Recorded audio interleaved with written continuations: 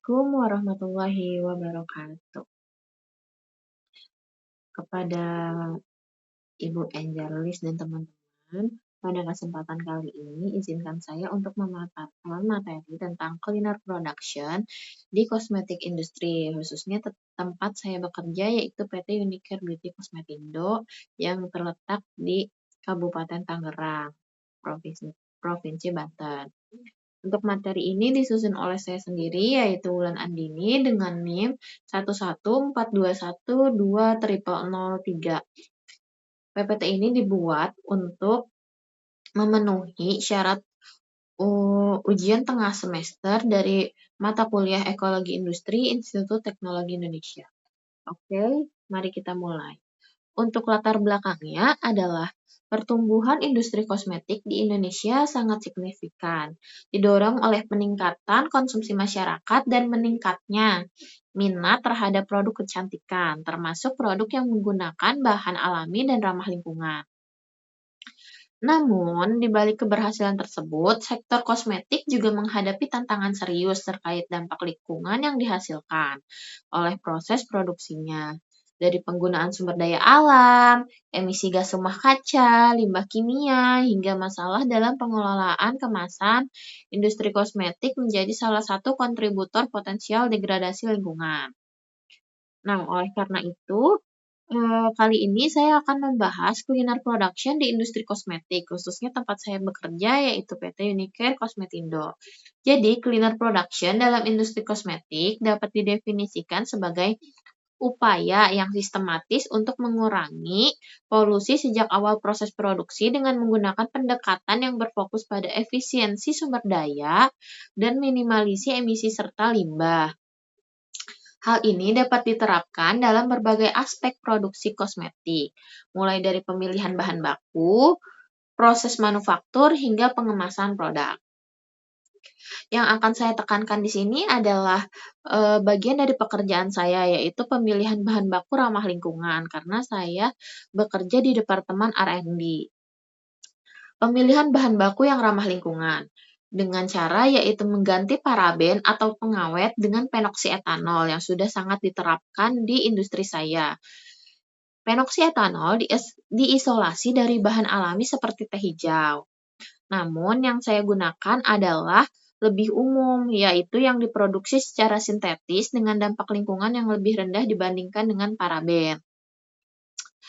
Untuk selanjutnya adalah pengganti sodium lauret sulfat atau SLAS dengan kokamidopropil betain atau kokamid-DEA. Nah, SLAS ini biasa digunakan sebagai surfaktan untuk produk seperti shampoo ataupun facial cleanser atau sabun pencuci muka. Nah, kita sudah mulai menerapkan untuk menggantinya dengan kokamidopropil betain yang berasal dari minyak kelapa yang banyak diproduksi di negara-negara tropis seperti negara kita sendiri yaitu Indonesia, Filipina, dan India.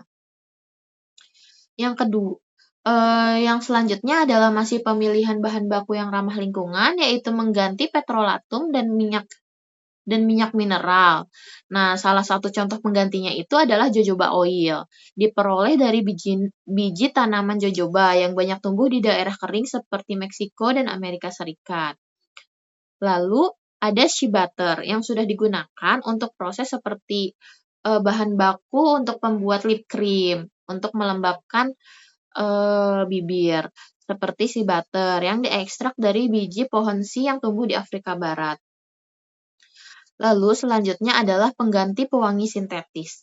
Jadi pewangi sintetis yang kita gunakan biasanya adalah pewangi-pewangi yang tidak ramah lingkungan, yang bersifat flammable dan juga tidak aman untuk dibuang langsung ke lingkungan, sehingga kita harus membuang ke lingkungan dalam bentuk yang lebih aman. Jadi kita harus mengemas limbah tersebut ke pihak ketiga agar dapat dibuang lebih aman ke lingkungan. Namun karena hal tersebut mengeluarkan banyak biaya, jadi kita sudah perlahan menggantinya dengan pengganti pewangi yang lebih ramah lingkungan, contohnya essential oil, yang biasanya diperoleh dari tanaman melalui proses destilasi uap. Dengan negara-negara penghasil utama seperti Peru untuk lavender, Brazil untuk jeruk. Lalu selanjutnya adalah optimalisasi proses produksinya. PT Unicare Beauty Cosmetindo secara perlahan mulai meminimalkan limbah produksi melalui optimalisasi formula produk dan pencampuran bahan baku. PT Unicare Beauty Cosmetindo menggunakan peralatan yang bisa digunakan kembali untuk bahan baku yang sudah ditimbang, seperti beker gelas plastik, untuk bahan baku cairan dan menggunakan kembali wadah dari bahan baku tersebut sebagai wadah timbangan bahan baku yang lain melalui proses pencucian, serta melakukan pembelian bahan baku dalam jumlah besar seperti etanol dengan cara isi ulang, yaitu drum besar dikembalikan kepada supplier dan ditukar dengan drum baru yang berisi etanol dengan tentunya harga yang lebih murah.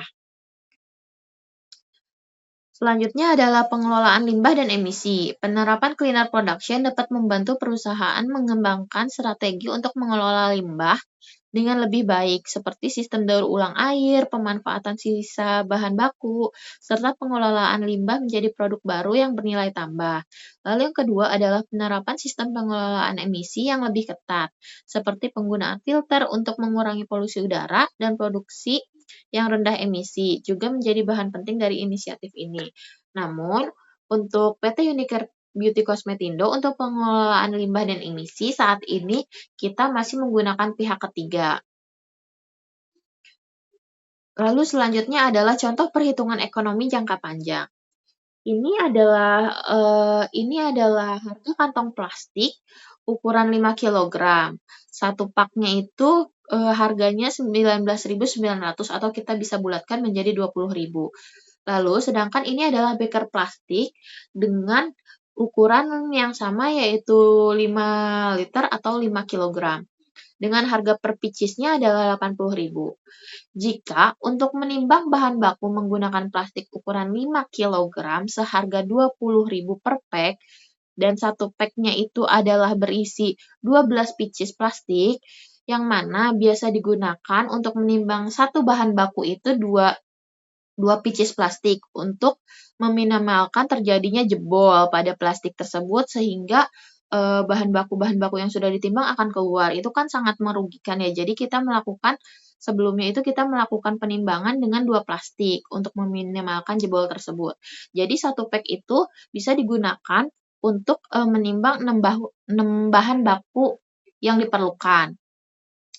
Nah, satu pack isinya 12 pieces sehingga bisa digunakan untuk menimbang 6 pieces bahan baku. Lalu misal produk yang akan ditimbang untuk 1 bulan itu ada 24 bahan baku per bulan, maka 24 dibagi 6 adalah 4. 20.000 dibagi 4 adalah 80.000. Jika dalam 1 tahun, maka 80.000 dikali 12 adalah Rp960.000 yang harus dikeluarkan hanya untuk menimbang bahan baku dalam 1 tahun. Untuk beker plastik, jika bahan yang perlu ditimbang adalah 24 bahan per bulan, maka harga awal yang perlu dikeluarkan adalah 24 dikali dengan 80.000. Maka totalnya adalah 1.920.000.